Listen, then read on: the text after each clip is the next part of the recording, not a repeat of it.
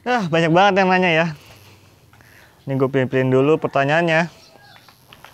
Aduh. Halo semuanya, balik lagi di channel YouTube gue, Giovanni Tobia, dan sekarang adalah konten question and answer atau Q&A.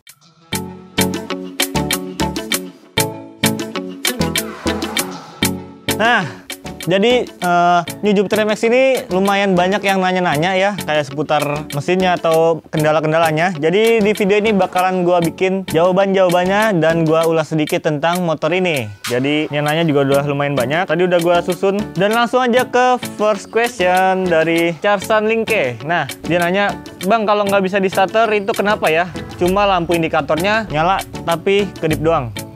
Kedip.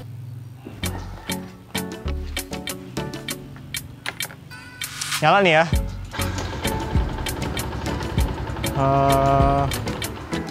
Oke.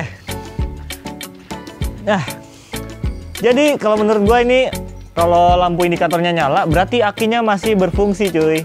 Tapi dinamo starternya yang bermasalah. Jadi coba dicek langsung ke dinamo starternya dan juga kelistrikannya, walaupun akinya berfungsi gitu. Second question, IZ. Mas, kalau ngisi radiatornya nggak dari atas, tapi langsung ke tabung putih yang di bawah, apa bisa? Soalnya kemarin saya ngisi radiator, ulang, dari IZ ya. Mas, kalau ngisi air radiatornya nggak dari atas, tapi langsung ke tabung putih di bawah, apa bisa? Soalnya kemarin saya ngisi air radiator yang diisi bawahnya aja nggak dari atas. Nah, jadi MX itu punya dua tabung ya, di atas sama yang di bawah. Nah, harusnya emang bener yang isi itu yang di bawah. Cuman karena kemarin gua ngisinya langsung dari atas, biar langsung ke pompanya, itu nggak masalah. Jadi kalau kalian takut buka yang atas, atau kadang kalau panas kan nggak boleh dibuka, kalian langsung bisa isi di sini. Karena ini fungsinya adalah cadangan dan juga sekaligus kalau motornya panas, pompanya akan ngambil air radiator dari tabung putih tersebut. Jadi aman banget, nggak apa-apa. Next question, dia lagi. Charsan Linke, Bang, kalau ganti oli shockbreaker dan seal Jupiter MX biayanya berapa ya? Thank you. Kemarin gua kalau ganti oli shockbreaker itu udah sama servis, jadi udah sekalian ganti seal juga. Itu kalau monoshocknya sekitar 80 sampai 100 ribuan. Beda-beda harga, beda domisili juga. Ya. Dan kalau shock depan itu sekitar 70 ribuan, itu udah sama ganti oli, servis, dan tuning juga. Jadi depan sama belakang itu mahalan yang belakang ya, karena belakang juga monoshock, bukanya agak susah. Harus buka bodi juga, dan ongkosnya jadi lebih mahal dibanding yang depan gitu coy. Oke, next nih shockbreaker lagi nih dari Tony Arif. Pakai shockbreaker MX King di NJMX, kalau standar 2 ban belakangnya nyentuh lantai nggak bro?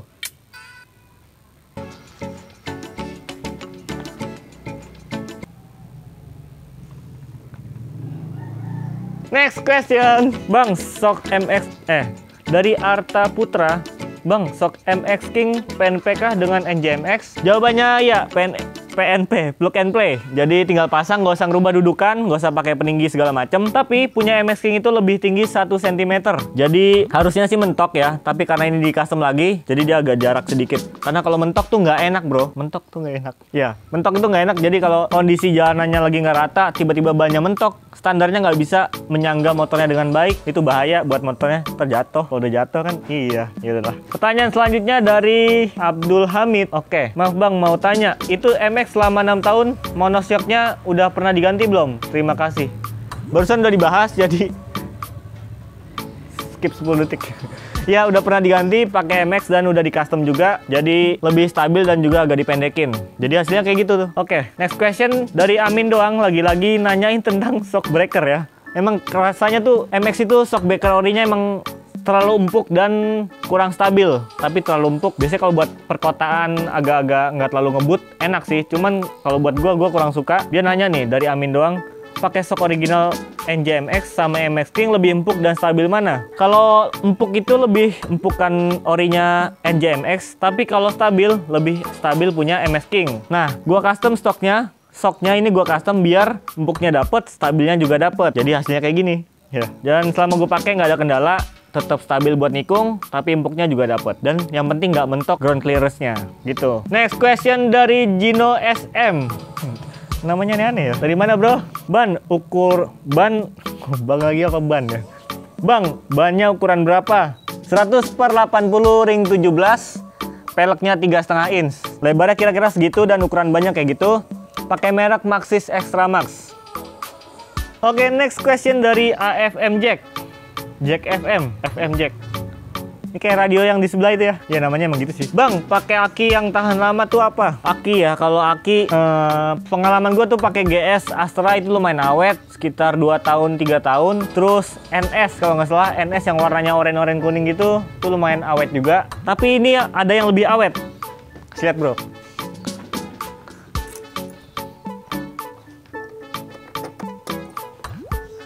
Nah.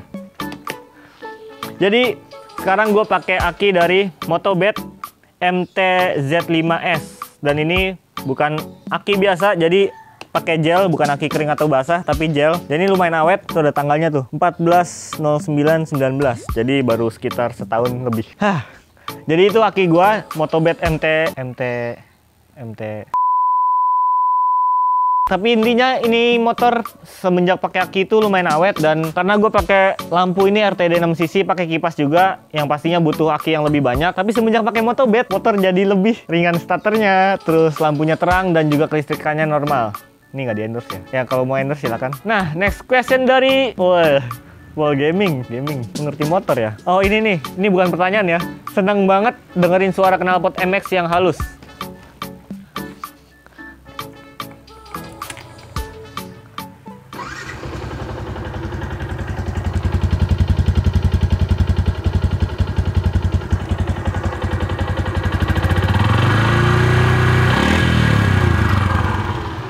Balik butuh tenaga. Oke, langsung ke pertanyaan berikutnya dari Setia 21. Setia 21 nih. Bang, sarannya dong, sok belakang buat Jupiter MX 135 yang cocok buat harian. Boncengan, merek apa ya? Udah, merek apa ya bang? Soalnya sok Oriane udah bocor, cor. Jadi ya kayak gue yang pakai nih, kalau gue rekomendasiin ya.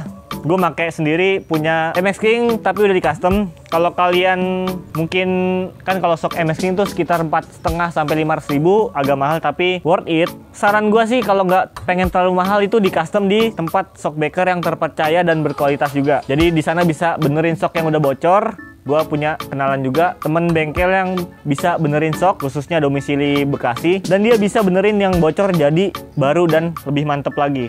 Dia juga bisa custom shockbreaker juga. Jadi saran gue kalau pengen yang baru beli MX King, kalau nggak pengen kemahalan di custom di bengkel shockbreaker gitu. Next question dari YouTube Irwan channel baru. Bang YouTube berarti ya, Bang YouTube ya. YouTube Irwan channel baru. Itu namanya apa gimana sih? Bang Jupiter tipe lagi. Jupiter MX top speednya berapa? Nggak mungkin gue coba di sini. Ya kalau top speed itu sekitar beda-beda sih. Jadi top speed itu dipengaruhi oleh tekanan angin ban, airflow dinamika, dan bobot orang yang menaiki. Jadi pengendara itu diperhitungkan juga bobotnya, terus skillnya juga, nyalinya juga, itu memengaruhi top speednya. Jadi kalau gua sendiri pakai sih itu dulu mentok-mentok cuma dapat 120, tapi itu belum mentok, kayak masih seperempat. Jadi ini seperempat, ini belum nyampe seperempatnya. Jadi gua nggak tahu ya top speednya berapa. Yang penting kayaknya sih 130-an nyampe sih. Apalagi udah di bore up 150 cc, harusnya 140 tuh nyampe juga sih, tapi kurang tahu juga. Intinya pengaruhnya itu tadi. Nah ini nih dari Tobiarta Giovino. Wah bule gimana gitu. Bang, supaya bagasi Jupiter MX New muat jas hujan gimana ya? Kayaknya muat ya. Nah, ini tuh adalah hal yang umum ya. Jadi gua kayak gini bro. Nih, ini ori. Ini kan karet tuh. Tuh karet. Ini jas hujan deh 2. Terus ini ada amplas, terus ada toolkit. Dan di sini bisa ditaruh hand glove atau masker lagi kalau ditumpuk-tumpuk ya. Clear. Ini dari Tobiarta Giovino lagi. Wah, nanya lagi ya. Mas, untuk harian lebih enak pair coupling standar atau pair coupling Tiger? Kalau untuk harian gue lebih enak pakai pair coupling Tiger karena yang standarnya tuh lemes ya, jadi kurang nyentak, akselerasinya lebih lambat. Jadi kalau pakai pair coupling Tiger itu dia lebih nendang di tarikan bawah dan juga bikin motor tuh lebih cepat akselerasinya. Itu yang gue rasain ya, dan harganya tuh nggak mahal. Satu biji itu 8.000, jadi dikali 5 apa 4 gitu. Jadi harganya sekitar segitulah. Intinya lebih enak per kopling Tiger. Tapi kalau kalian nggak suka koplingnya jadi agak lebih keras, tapi ini masih empuk sih.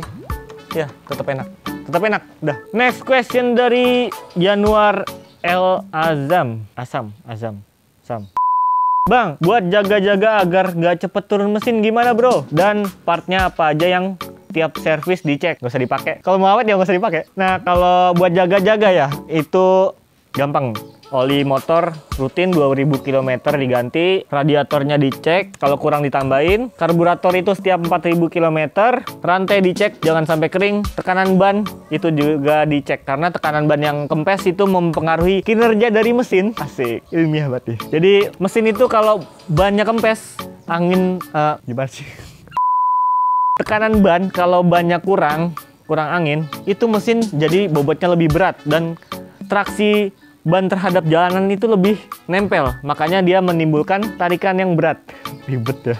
Intinya jangan sampai bannya kempes atau kekerasan. Jadi harus dicek itu tadi, oli, radiator, karbu, rantai, sama ban. Itu udah paling ini sih. Kalau tetap masih rusak ya pengendaranya terlalu joki. Oke, next question dari Tony Arif. Setelah turun mesin masih ngebul putih nggak di RPM tinggi? Kunci gue mana ya?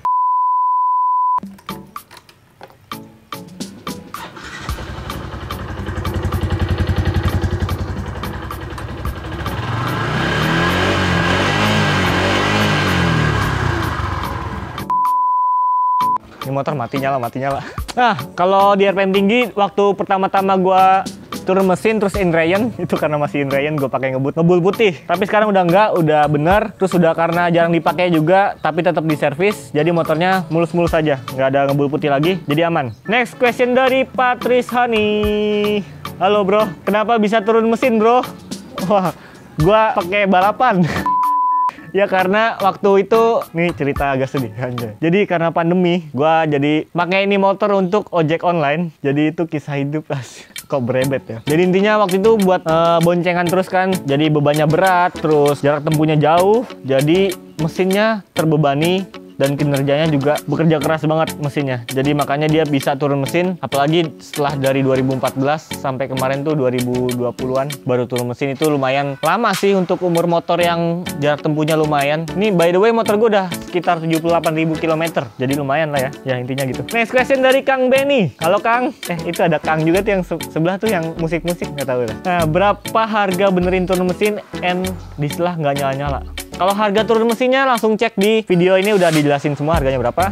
Kisaran segitulah, linknya ada di atas ini. Dan kalau diselah nggak nyala-nyala itu cek langsung ke bagian busi. Yang pertama kali itu busi, karena busi itu pengapian awalnya. Jadi kalau businya kotor atau basah, dia bikin mesinnya susah nyala. Dan juga koilnya, kalau koilnya kendor atau udah bermasalah, dia biasanya berebet atau malah nggak nyala juga. Gitu bro, banyak juga ya. Asik, taruh ada tahu bulat nih. Kita iklan dulu ya, oke?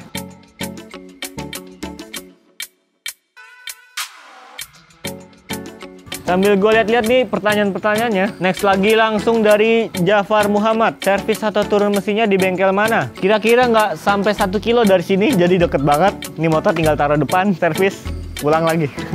Jadi intinya di bengkel deket rumah dan langganan gua. Dan itu udah biasa sih buat gua servis-servis motor. Dan lumayan oke, contohnya buat smash gua udah turun mesin di sana. Ya walaupun olinya bocor lagi jadi nggak nyala. Tapi untuk sejauh ini selama gua servis-servis, bengkelnya nggak pernah di bengkel resmi. Pernah cuman beberapa kali doang. Karena ongkosnya juga mahal di bengkel resmi. Yusak Christopher, next question nih dari Yusak Christopher.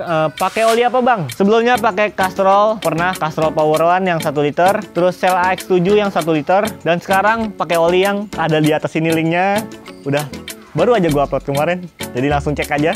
Itu oli yang gue pakai. Aduh, jadi intinya kayak gitu yang tadi ya.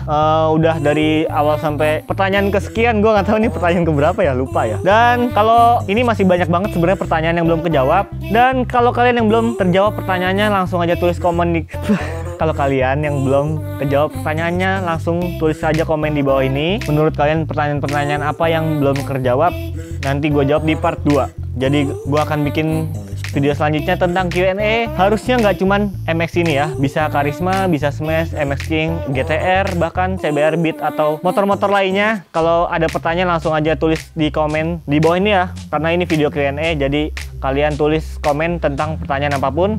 Nanti kalau bisa gue kumpulin, langsung gue jawab di video berikutnya. Sekian dulu dari gue ya. Thank you banget yang udah nanya-nanya. Dan responnya udah keren-keren. Thank you supportnya juga. Semoga bermanfaat dan tips gue semoga bermanfaat juga buat kalian pengguna user MX ini. Jadi segitu aja dari gue. Thank you for watching. Peace out.